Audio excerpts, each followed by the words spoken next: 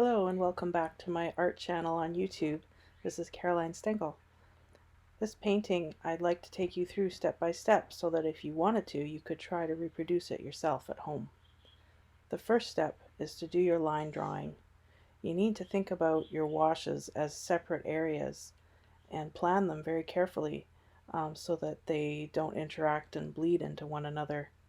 So I recommend doing a simple line drawing to begin with, so that you can plan all your stages.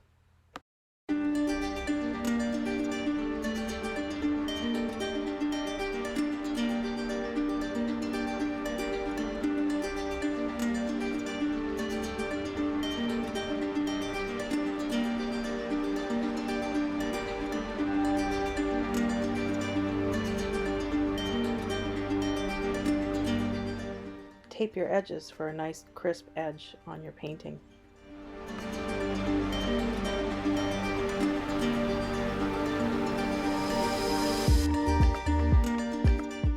Here I'm using water to control where the paint goes. It'll go right to the edge of the water and then stop. These are going to be my northern lights. I'm painting this image in sections here, being careful that each section that I paint isn't touching anything else that I've just painted. I'll let them dry in between. This way that my washes will not bleed into one another and pollute the colors. I'm using a wet on dry technique for most of this painting, except for the sky.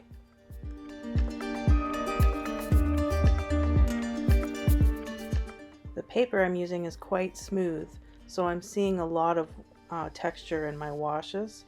It really depends on the type of paper you choose. Some are more absorbent, so you'll get a smoother quality to your washes.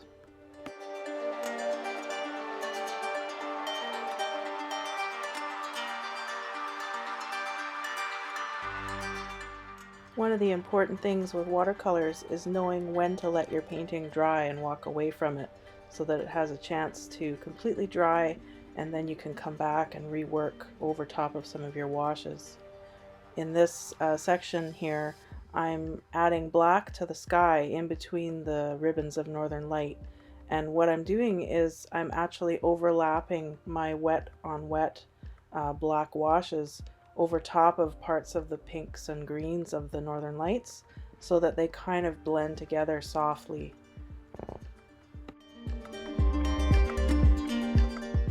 I'm just mixing my color for the trees here and I'm about to paint them, but unfortunately my camera shut off, so you don't get to see me paint those.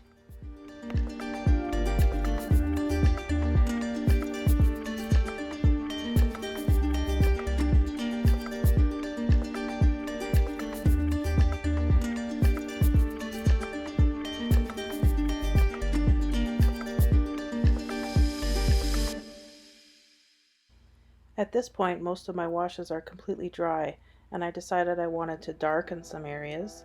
And because my washes are dry, I can now apply another layer to them and deepen the colors. So that's what I'm doing here.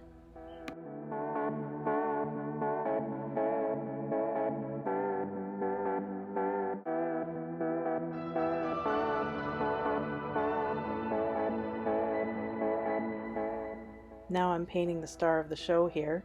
My little Sasquatch guy, he's just sitting watching the Northern Lights.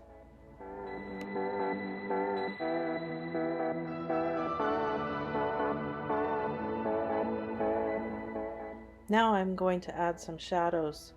I need to add contrast to this picture, so I'm trying to deepen the shadows and make a bigger difference between the highlights and the shadows.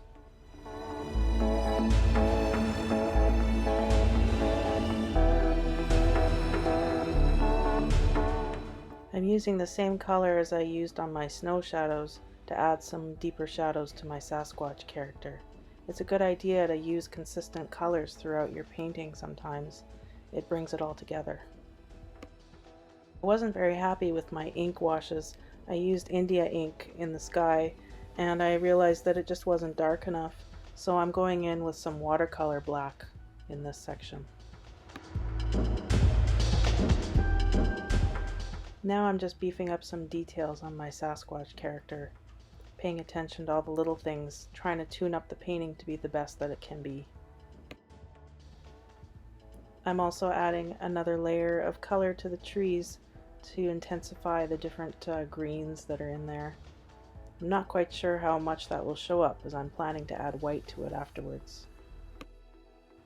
And I'm adding another layer of shadow to the base of the mountains. The more intense I can make my shadows, the better the contrast will look, and the bolder the painting will appear.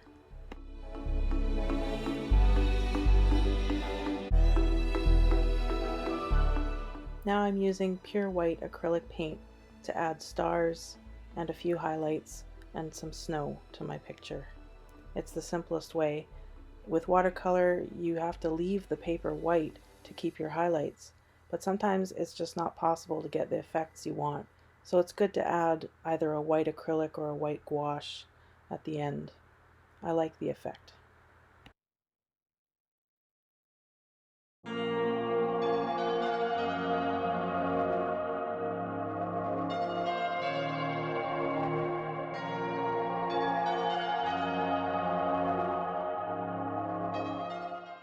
I had originally intended to only use watercolor on this picture, but I realized that I just wasn't going to get the edges and the real pop that I wanted from my image unless I added some ink lines. So I'm using a very fine tip ink pen here. It's permanent ink, just to touch up the edges and give them that nice sharpness that a line will give you. I wasn't totally happy though about adding black lines to the edges of the snow caps on the mountains. I might change that later. Now I'm very carefully removing my masking tape, and I'm finished. I hope you enjoyed this. Thanks for watching. I hope you'll try it at home.